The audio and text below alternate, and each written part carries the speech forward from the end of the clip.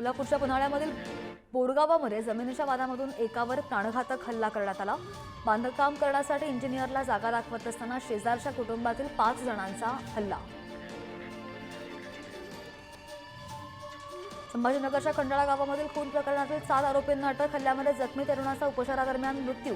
इम्तियाज जलील यांच्या मध्यस्थीनंतर कुटुंबियांनी मृतदेह ताब्यात घेतला।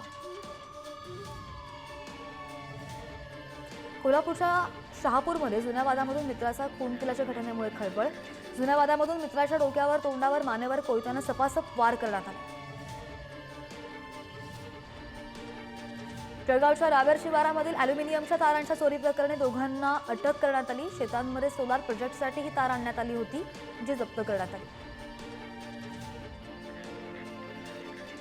जालन्यामध्ये अवैधरित्या देशी दारूची वाहतूक करणाऱ्याला अटक झालेली आहे आणि यावेळी तालुका जालना पोलिसांनी 77,000 रुपयांचा मुद्देमाल जप्त केलाय। छत्रपती संभाजीनगर शहरामध्ये हॉटेलमध्ये सुरू असलेल्या आलिशान प्रत्यांच्या क्लबवर पोलिसांनी रेड टाकली आणि यावेळी 76 गॅम्बलर पोलिसांनी पकडलेले आहेत, तर लाखो रुपये जप्त करण्यात आल्याची माहिती। जालन्यामधील सिरसवाडीमध्ये तलवारीने केक कापणाऱ्या एकाला अटक झालेली आहे। तालुका जालना पोलिसांनी ही कारवाई केली आहे आणि यावेळी कारवाईमध्ये एक धारदार तलवार जप्त करण्यात आल्याची ही माहिती।